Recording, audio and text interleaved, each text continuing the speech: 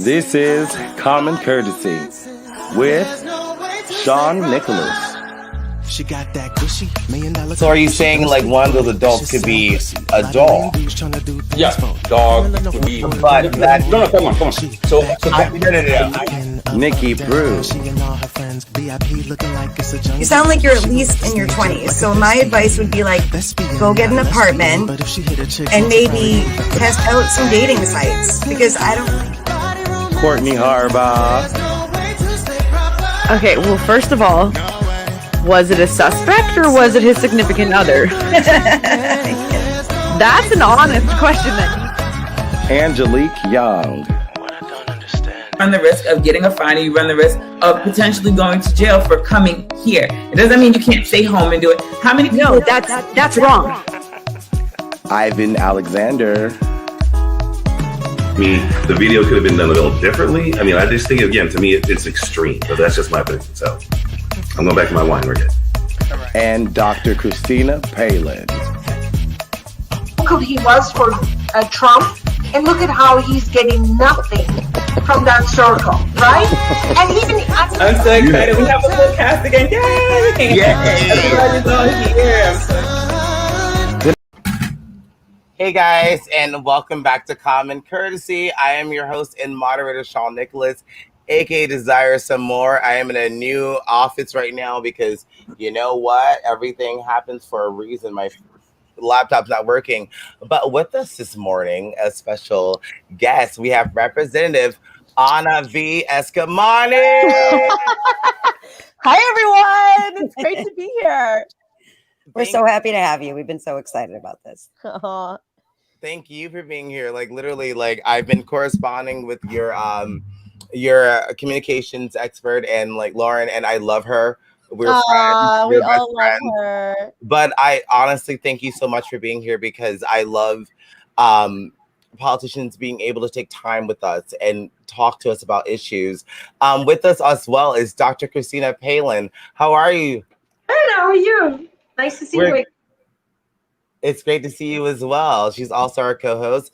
So we are live with with Representative Ana V. Eskamani, and we're gonna ask her some little questions because, you know, I've seen you out there fighting for LGBT rights. It is Pride Month. I kind of want to ask you first, like, what drives you and what made you start to get into lawmaking and being into politics?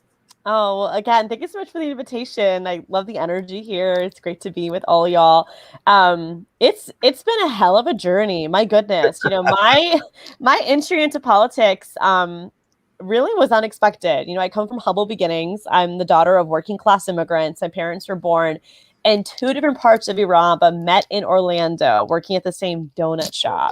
Oh. And yeah, true American love story, because who doesn't like donuts? And so my family, you know, we struggled our entire childhood. I mean, so much love in the house, but not a lot of money. And so the biggest fights that my parents would ever have were over finances, like how are we going to pay these bills on time? And so that was a major stressor for us growing up. That also gave me the perspective of what it's like to struggle, you know, what it's like to not be able to pay your bills on time.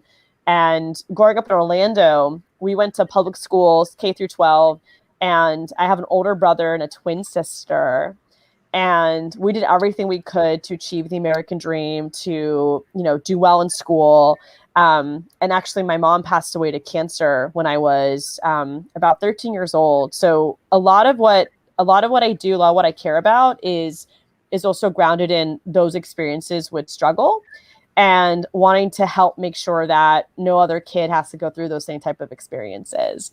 And with that said, before I ran for office, I actually did work in the nonprofit sector. I worked at Planned Parenthood of Southwest and Central Florida. So I'm a very proud advocate for reproductive health, for LGBTQ plus rights, absolutely, for racial equity. And long story short, the 2016 election cycle really was a catalyst for me because I'd already volunteered with campaigns. I was, you know, very engaged in my community. But it wasn't until I saw just the vitriolic nature of that election cycle former President Trump, and I love saying former, but how he treated others around him just was such a, like, it was like this guttural reaction. Like, I just felt sick to my stomach after that election, that I knew I needed to step up and do something, and eventually built up the courage to run for office, where we flipped our seat from red to blue, and then we kept it in 2020. I saw that. And you're in Orlando. That's the old like town I used to live in. And, you know, and we have to say this. I would have a picture of this if I had my own computer. But this is 5 years, I believe, since what happened in Orlando. Right.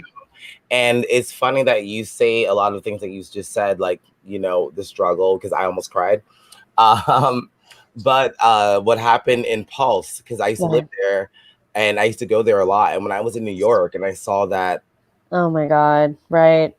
I felt horrible. Everything. So this is what catapulted me to become a podcaster and a talk show host with my friends. So the That's first amazing, Sean. I just want to add real quick that the tragedy at Pulse is one of the reasons why Orlando has become a much more inclusive city, and it's awful that it takes a tragedy for folks to realize that they're being prejudiced, for folks to, you know, have to experience the fact that we were not ready to manage that tragedy, not only when it came to having LGBTQ plus inclusive services, but especially services for bilingual folks, services for communities of color. I mean, Orlando, since that tragedy, we have seen the growth of Black and brown led LGBTQ plus organizations. And it's been this really incredible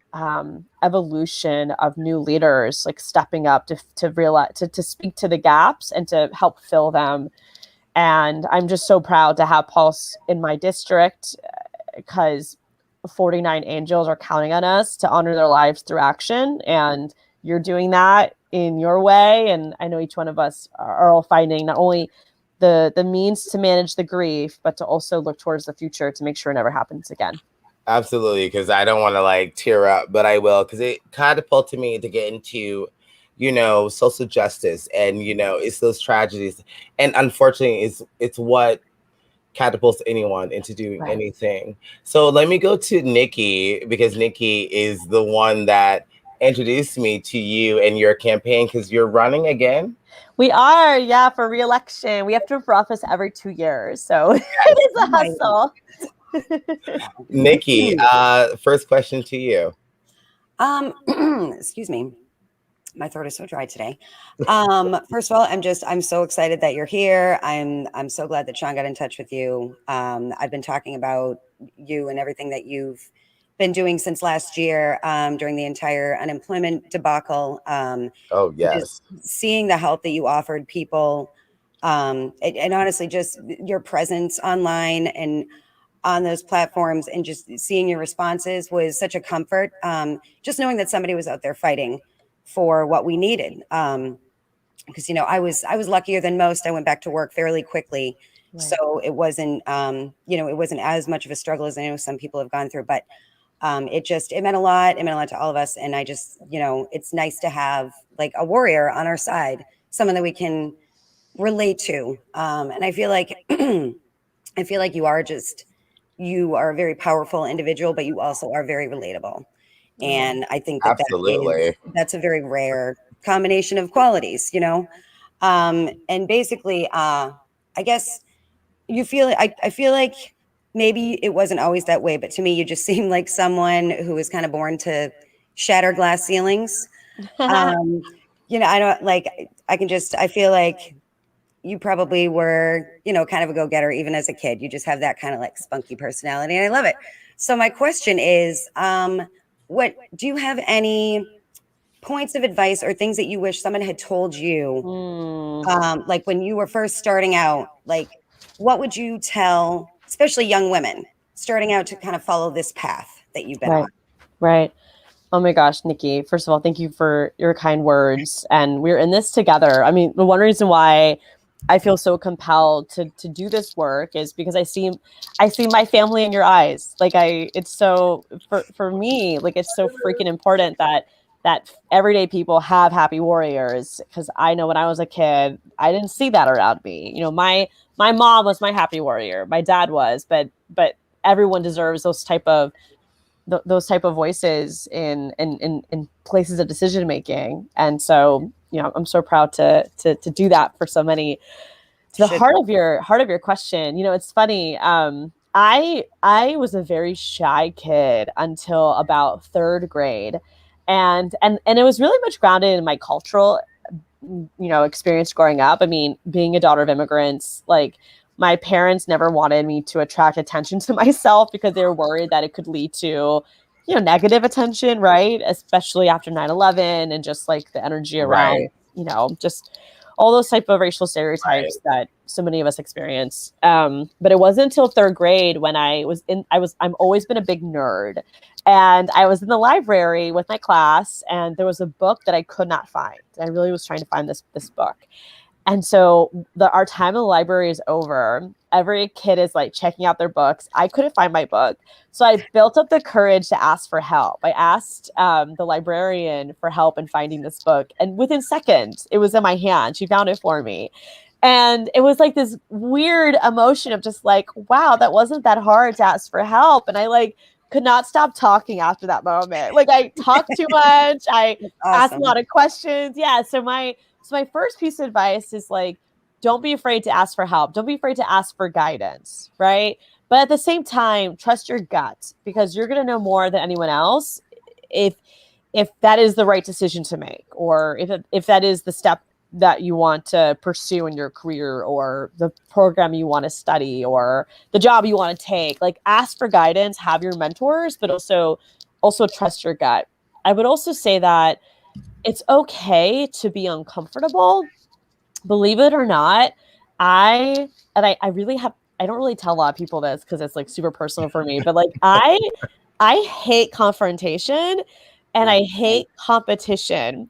And yet I am in a place where not only do I have to compete every 2 years in like a really big way, I also have to be confrontational all the time. And not even that, I am confronted all the time, right? And so I am constantly in a place of discomfort. but I think that's important. Like, I think that when you're most afraid to speak is when you must speak. And so to absolutely embrace what you think are your weaknesses, and realize that the fact that you're uncomfortable with it actually is really special, because the reason why I don't like competition, I don't like confrontation, is that it's grounded in like either someone being sad because they lost, or someone being upset or mad. Like, it's those type of emotions that I like. I don't like to feel them, but I don't like making others feel that way. So absolutely. So it's just so much. It's a lot of nuance to navigate there. But again, like, don't let discomfort like stop you from learning and growing, because to some degree, if you don't feel those emotions, who are you? Like, I know. I wish I was living in Orlando, because come on by. We'd love to have you. Nikki, do you have any more questions for our guests?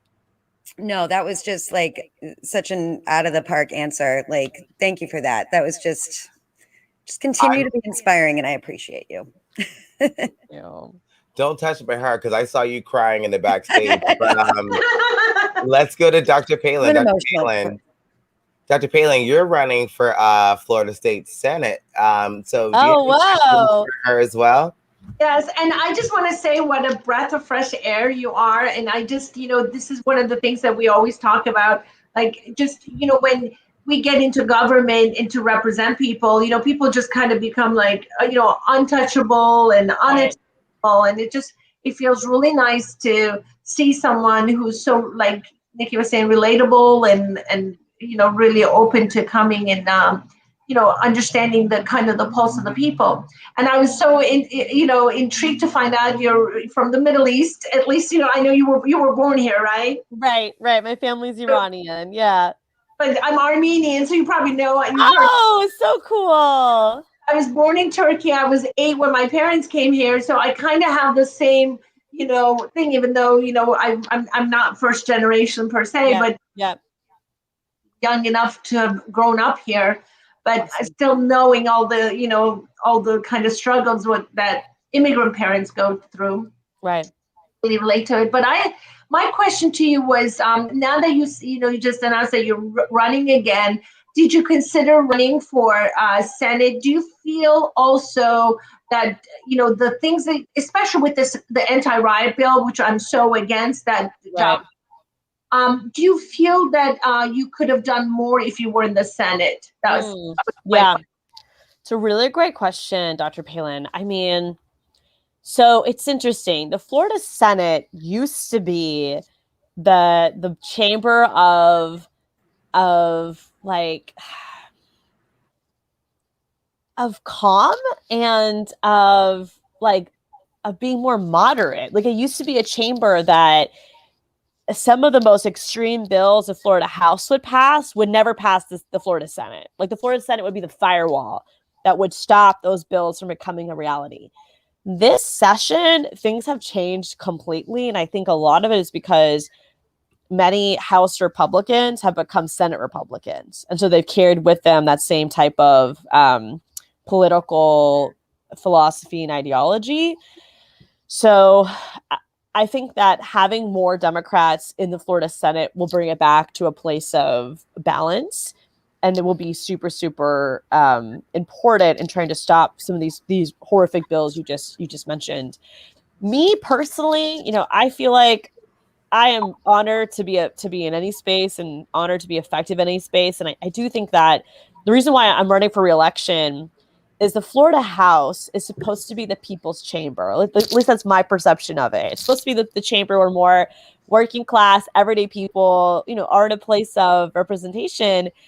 And it is the Wild Wild West in the Florida House. Like, it is where the most extreme bills come from, but you need those smart and effective Democrats to at least try to stop the bills, if not delay and amend the bills, and at least call them out on it. You need strong Democrats who are willing to call them out on it and hold the line, so that the Senate can then try to persuade enough Republicans to not agree with what the House is doing. So that's one last thing I'll say is, like, I think sometimes our collective role in the Florida House as Democrats, of course, is to try to stop these bad bills. But if we can't stop them, then at the very least, ask the tough questions, file the amendments, like, make it as difficult as possible for the Republicans to do it, so that for folks in the Senate are watching us, they'll be like, oh no, girl, I don't want to do that bill.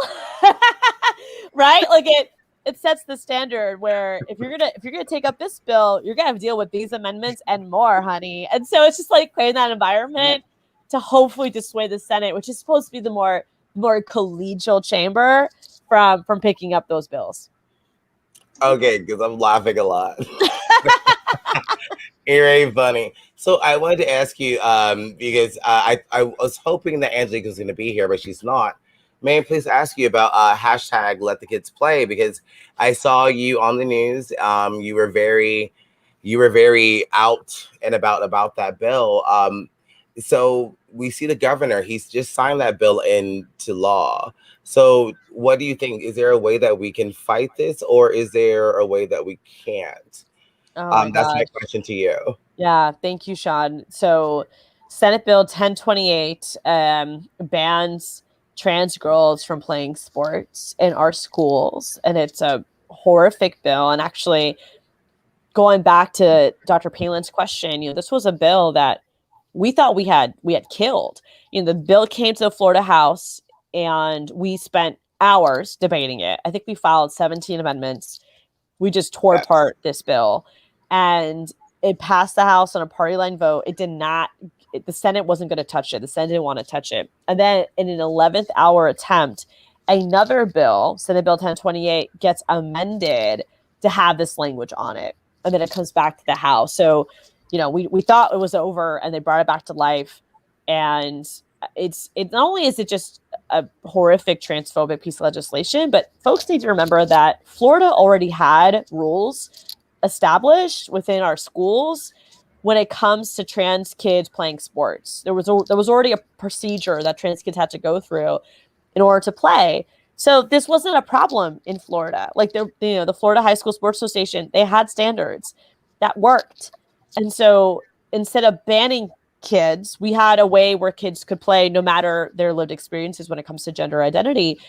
And so this was a next level of just being completely offensive towards trans kids and their families. And so to your question, Sean, of like, what can we do about it? So I know that the Human Rights Campaign, HRC, is planning to file a lawsuit alongside, the support of groups like Equality Florida. So this is not over yet. It is not over. There will be a lawsuit filed.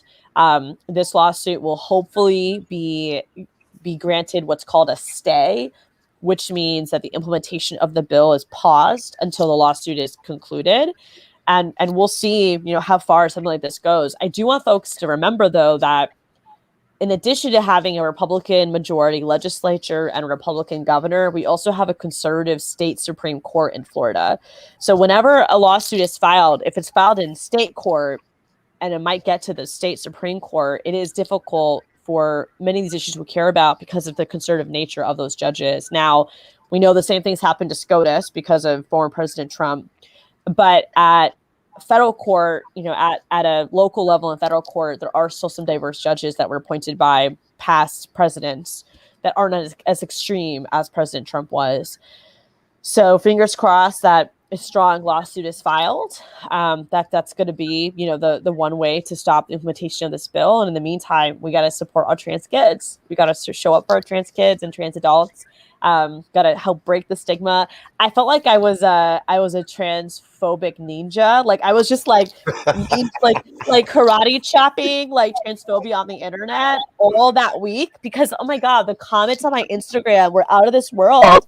And honestly, like, again, I try not to like get dramatic about this kind of stuff, but there were moments where I was like, it's so wild to me how people start the sentence with like, I'm not transphobic, but, and I'm like, okay, like, if you said the word but, like, that's a problem, So there's just too much of that going on. Okay, so we're going to move on really fast because we're running out of time. But literally, I applaud you for that because one thing that, as a gay man, because I see the community as we all are in the same community.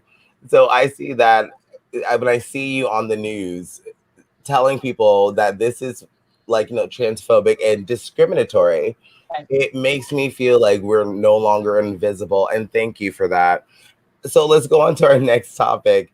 I wanted to ask you about this new prayer bill. I didn't get the name for it, but it was just signed into law by our governor, Ron DeSantis. Let me ask you about it. So do you think that this is... Let me ask your opinion on it. Let me just ask that because I feel that right. when we talk about, separation from church and state, I don't think that when you're going to school, you're trying to learn you're not trying to like, do your, you're not doing, praying or anything like that. You're studying. So can you have an opinion on that? Yeah, absolutely. I mean, it is such a problematic bill, and we talked about this when we were offline a little bit, like this bill. So it was referred to as like a moment of silence in the legislature. And the entire time as this bill is like moving through the process, and this is not its first year that it was filed. It's been filed before. So I've seen it like at least 2 or 3 times. Actually, I think its previous sponsor was Representative Kim Daniels, who, bless her heart, is like a very, she lost an election to a Democrat in Jacksonville, and she is a Democrat, but she lost that primary because she's had a lot of ethics and like corruption complaints and stuff. So anyways, it's been filed by some pretty questionable people in the past. And we kept being told that, it has nothing to do with praying in school. It's a moment of silence. So it can be a moment of reflection before, a day starts. And it's like, I'm pretty sure this bill is religious because like everybody who's talked to me about it is religious. Like every group that's come to me is like a faith-based group. There hasn't been one person who's come to me and has said, I really want my child to have like a moment of reflection. You know what I mean? And so I voted against it because I do believe in the separation of church and state. And I think that it's so important that that our schools remain independent of any type of specific religion. and but the bill still passes, and the governor signs it at a Jewish temple. And during the presentation of the bill, absolutely, it is made clear by both the governor and those in attendance that this is about praying in schools. And it was like saying the quiet part out loud. But for me, like watching this, I was like, oh my God, like everybody was lying to me. I mean, of course I didn't fall for the lie, but I was like, this is like absurd. Doesn't seem right. Right, 100%. It was it's why people don't like politics, right? Because like they're lying to your face, and they sign a bill, and they say the quiet part out loud, and it's like, okay, yeah, like no wonder I don't trust politicians, right? Like it's just so frustrating. But yeah, so now again, it's not the first time that religion has been integrated into our public schools. Another bill passed 2 years ago by Representative Kim Daniels, who I mentioned earlier, requires that every public school have printed like somewhere noticeable in like the front office the words "In God We Trust." I mean, it's just, and again, like, how does that even help a student's learning experience? You know what I mean? Like, if we're also talking, not only is it questionable to the separation of church and state, but when it comes to spending money to improve educational outcomes, I would argue there's not really a lot of evidence to show that these type of policies are actually doing that. Nikki, let me go to you. Nikki, when you saw this bill, how did you feel? Did you feel this was a moment of silence, or do you think that this is, because my question is this pushing a certain religion? Because like our co-host Courtney, she's conservative, and I love religion, whatever, whatnot. I'm spiritualist, and I don't want to push anything on anyone. You have every right to believe what you want to believe. Let me ask you, Nikki. Nikki, when you saw this, did you feel that it was pushing something, or? I mean, yeah, to me, it did seem like it was pushing religion, kind of like a forced, and again, them calling it a quiet moment of reflection or meditation. I mean, maybe there's a couple of kids who would take that seriously, but what school-age child do you know who's going to sit there and say, you know what, I'm going to reflect and actually utilize the time as anything other than like it's a forced stand there and be quiet? I'm pretty sure I used to have to do it when I was in grade school. We would say the Pledge of Allegiance and then like a moment of silence, but we just did it. It was whatever. But the necessity of it, I think making it a necessity, I think is ridiculous. I mean, even pushing, combining the church and state is, well, I think that's obvious. I'm against that as well. But just in general, with everything that's going on, this was an important bill to pass. That's what my question was. Like, this is where our priorities are. Like a moment of silence in school. In my opinion, there's a lot of other things that deserve his attention. And I mean, even after, like, in Orlando, I'm sorry, Nikki, go ahead. Oh, no, that's okay. I just think it's silly. I think it's a silly thing. And I mean, I don't know is it going to be fought? Like, are people like fighting to? It just seems like now it's going to be more time wasted to get rid of it, because there's going to be people who are upset about it, as they should be, because it's unnecessary. It's unnecessary, and it's not setting a great example as far as separating church and state, in my opinion. I just think it's useless. And Dr. Palin, let me ask you. How did you feel when you read this? Because I just saw this yesterday, and I just thought it was a great thing to talk about. If we're going to talk about, church and state and politics. Dr. Palin, how did you feel? So I feel like this is just kind of in the wave of a package deal that has been going on among the Trump Republicans. And I feel like this is just like the same thing with the critical race theory, the same thing with the anti-riot bill. I feel like they're doing a package deal, almost like a preventative measure, to get out to the base. I feel that this is just part of that. I completely disagree with, them objecting to the critical, teaching systemic racism in our history, and then coming up and saying, okay, now you're going to, pray. I mean, if critical race theory should not be taught, then why should there be prayers? So if that's looked as as a no-no in high school education. I think that, Republicans especially, I feel like, DeSantis and his group of people are doing this to incite their base in Florida to assure 2022 Trump-like Republicans, to get, in office or stay in office. And, I hope that they don't achieve that. Even though I'm, registered Republican, as you guys know, I'm a very anti-Trump, anti-DeSantis when, as far as the social issues go.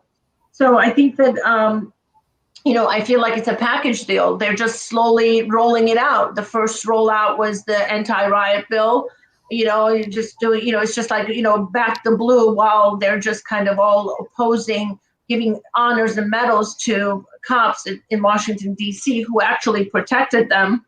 It's just that the hypocrisy is just so unbearable. I don't even know, call themselves the, with the Republican core principles, those are just totally swayed away from them. I don't know, what they think. And I think that this is all, in the process of doing that. Then they, rolls out the critical race theory. He has a school board, the school board, influences the school board enough for them to reject it. And now the prayer bill. So I feel like this is just all politics and nothing to do with kids.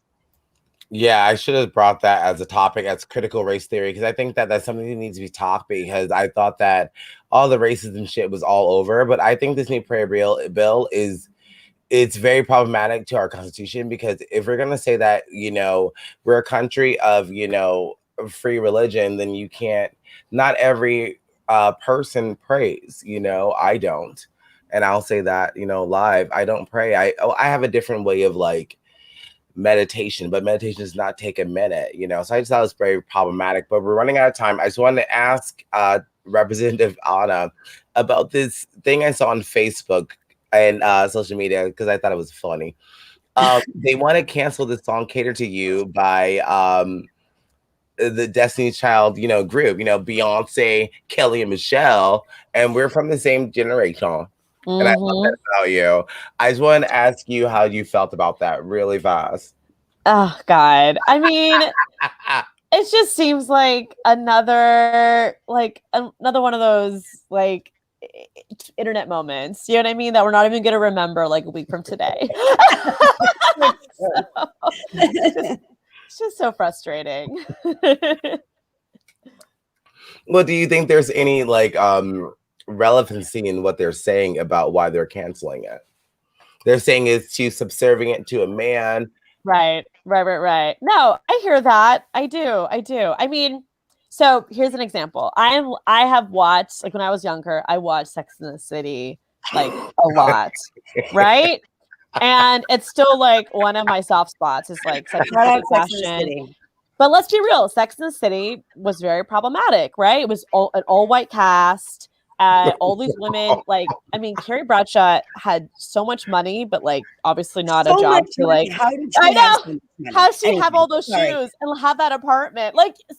And of course there was the interactions with men, right? So I do think that it's super important that we're reflective on these past pop culture experiences and realities.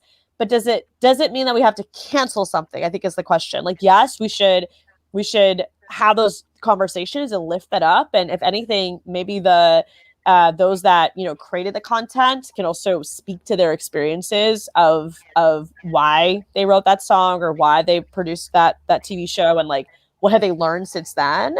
But I don't know if you have to cancel every song you've ever listened to, because honestly, if we go back to music videos and so much, you know what I mean? It's just then you got to cancel almost everything in life. And I think that type of approach, it also hurts the moments to learn from that and to say that wasn't okay, but now we don't need more content like that, because we are focused on more inclusive materials and material that's empowering and so forth. So I know it's not a full answer, but I just feel in our childhood, there are so many, oh my God, Friends, the homophobic jokes in Friends. I mean, God, I'm so freaking common. I watched it now as a 30-year-old and I'm that joke is homophobic.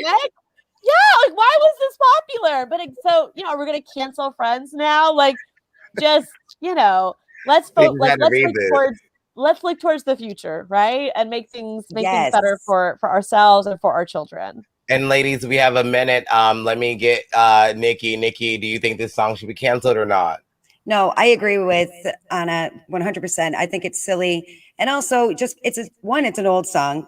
And it is just, why are we looking for things? We have plenty of problems right now in the present day that we can work on.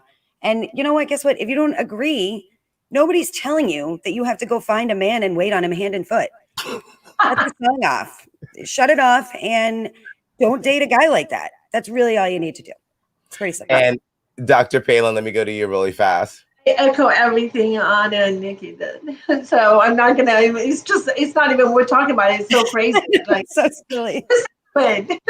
All right, I just wanted to say this, that I think that song is being taken out of context because I'm a Leo, and my love language is like giving things and like doing things for someone I'm actually in love with. So like doing like these small little things is nothing compared to someone that you love. So I think that these young kids, they're so young, they have never been, you know what I mean? What I wanted to say. Sorry to interrupt real quick, but what if the song was written from a man? Like there's 900 country songs where the man is like, I'm gonna make you dinner, whatever. What if it was from the male perspective? Would they have half as much of a problem with it? Absolutely not. Because they're trying to say is a Me Too moment, but it's not. I think that when you love anybody, if you love someone and you want to do something for them like that, it should be allowed. My love language not expected, but allowed. Yeah, it should be allowed. And I think these kids are too young to actually know what that means. But we ran out of time, everyone. Thank you guys so much for joining us live with us. And we're also going to be running this again tonight around 6 p.m. Thank you so much, Representative Anna V. Eskamani. I have been waiting to meet you. I've been watching you on television. No, because you're a warrior, girl. Like, you're out there fighting for people, like human rights. I see that you really fight for LGBTQ plus community, but you fight for human rights. And honestly, I'm glad Nikki told me to reach out to you because it literally, I cried a little bit during this episode, but and hopefully we can have you back. And I'm voting. I can't vote for you, but damn it, you're gonna win. Win your race. Yeah, this was awesome. I love to come back too. So you just keep us posted. Thank you guys so much for joining us, and have a good night, guys. Thank you.